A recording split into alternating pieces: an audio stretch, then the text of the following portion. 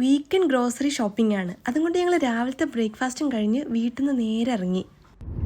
2-3 ഷോപ്സിൽ പോകണം. ഓൾറെഡി ഒരു ഷോപ്പിംഗ് കഴിഞ്ഞു. ഇനി അടുത്ത് ഞങ്ങൾ റാഞ്ച് മാർക്കറ്റിലേക്കാണ് പോകുന്നത്.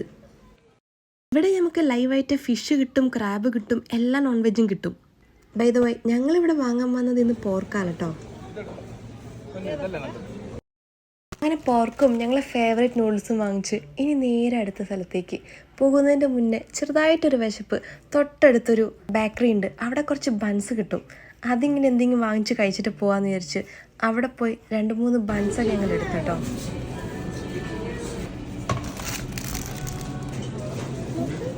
ഇതൊക്കെ വാങ്ങിച്ചു വെച്ച് എങ്ങനെയാ വീട്ടിലെത്തുന്നവർ വെയിറ്റ് ചെയ്യുക? വിശപ്പ് വന്ന് അവിടെ നിന്നൊരു ബണ്ണെടുത്ത് കഴിച്ചു. ഇനി അടുത്ത് ഇന്ത്യൻ ഷോപ്പിലും കൂടി കയറണം. കഴിഞ്ഞ് ഞങ്ങളെ ഷോപ്പിംഗ് ഇന്ന് അവസാനിപ്പിച്ചു. ഇനി നേരെ വീട്ടിലോട്ട്. സമയം 1:30 ആയതുകൊണ്ട് വിശപ്പിത്തിരി കൂടിയോ എന്ന് സംശയം. ഓൾറെഡി ലഞ്ചൊക്കെ ഉണ്ടാക്കി വെച്ചുകൊണ്ട് പ്രോൺസ് മാത്രം ഫ്രൈ ചെയ്താൽ മതി. അപ്പോൾ ഇതാണ് കേട്ടോ എൻ്റെ ലഞ്ച്. ചോറും മോരുകറി, ബീട്രൂട്ട് തോരൻ, പ്രോൺസ് ഫ്രൈ, നല്ലൊരു മുളകിട്ട പുളികറി.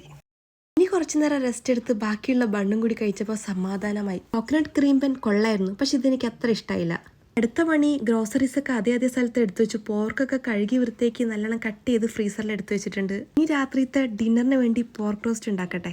പോർക്ക് റോസ്റ്റ് ഒക്കെ റെഡി ആയി വരുന്ന സമയം കൊണ്ട് ഞാനൊരു ഉപ്മാവ് ഉണ്ടാക്കി എടുക്കട്ടെ. ഡിന്നറൊക്കെ ഇവിടെ റെഡി ആയിട്ടുണ്ട്. എൻ്റെ ഇത്തിരി വേഡ് കോമ്പിനേഷൻ കേട്ടോ. ഉപ്മാനോടെ പോർക്ക് റോസ്റ്റും പഴവും അച്ചാറൊക്കെ കൂട്ടിയാണ് കഴിക്കുന്നത്.